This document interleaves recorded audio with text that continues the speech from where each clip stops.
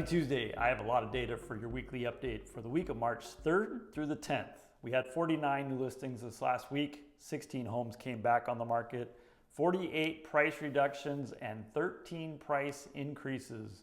We actually had 5 contingent sales, 143 pending sales, 55 of those were on the market for 7 days or less, 17 for 8 to 15 days, 25 for 16 to 30 days, 10 for 31 to 45 days, and 36 were on the market for more than 45 days. 44 closed sales, 15 of those were on the market for 7 days or less, 2 for 8 to 15 days, 8 for 16 to 30 days. There were none between 31 and 45 days, but there were 19 more than 45 days. 24 of the closed sales sold for less than 100% of their original list price, 7 sold at 100%, and 13 sold above asking. Our average this week was 98.52%, the sale price versus the original list price, and 100.23% the sale price versus the list price at the time of sale. So even though we had such a gap between selling below 100% of the original list price, once the sale happened, we were right there at list price based on the price changes. We lost inventory this week.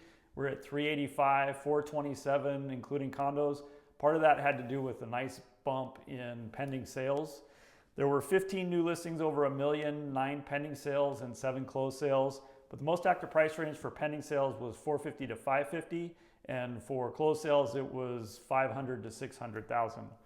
So where do we stand compared to 2025? This week last year, we were at 393 homes, 438 including condos. So we have 97% of the inventory.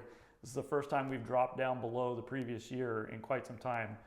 There were 70 new listings this week last year, so we're at 70%, 101 pending sales, so we're 142%, and 44 closed sales, so that looks fairly similar. As you know, the Northwest Multiple Listing Service comes out with their statistical data for the previous month, and now we have the data for February, and all 5 of the counties that we're following had more new listings for residential and condominiums February 26 versus February 25. We have more listings year to date, 26 versus 25, and we have higher inventories. So all of the counties saw that. We have mixed numbers though for closed sales. Kitsap was the only county with more closed sales February of 26 versus 25, but all counties have fewer sales year to date, 26 versus 25. Median prices are kind of a little across the board, and market times are also kind of shifted. So for King County, February, they had 89.7% the number of sales, February 26 versus 25. They're at 91.3% year to date. Their median price is 100.9% of what it was in 25. Their market time is 55 days compared to 45 days in 2025. And they have 3.23 months of inventory. Snohomish County had 91.7% the number of sales in February, 85.7% year to date. Their median price is 95.3% of what it was in 2025. Their market times are 52 days versus 40 days in 2025, and they have 2.84 months of inventory.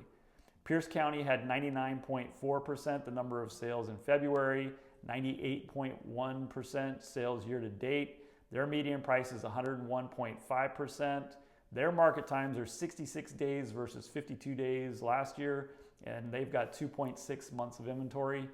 Mason County had 84.1% the number of sales in February, 79.9% the year to date. Their median price is 94.7%. And their market time is 76 days versus 78 days last year, and they've got 4.3 months of inventory. Here in Kitsap, we had 212 sales in February versus 210 last year, so we're at 101%. We have had 401 sales year to date versus 419 in 2025, so we're at 95.7%. Our median price is $559 versus $539,950 last year, so we're at 103.5%.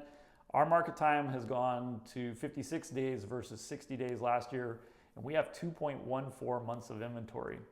Another number you might hear in the media is for residential only, our median price is $562,500 versus 543, 995 last year. So again, we're at 103%. So there you have it. We have had the strongest amount of appreciation, but this is the sale price year to date, the median price year to date. So these numbers don't necessarily mean anything. We're only 2 months into the year, and it just means that there were more sales that were at a lower price point or fewer sales at a higher price point to cause those median prices to look different. I do expect as we move through into the middle of the year, we'll really have a better sense of where median prices are going for all of the counties.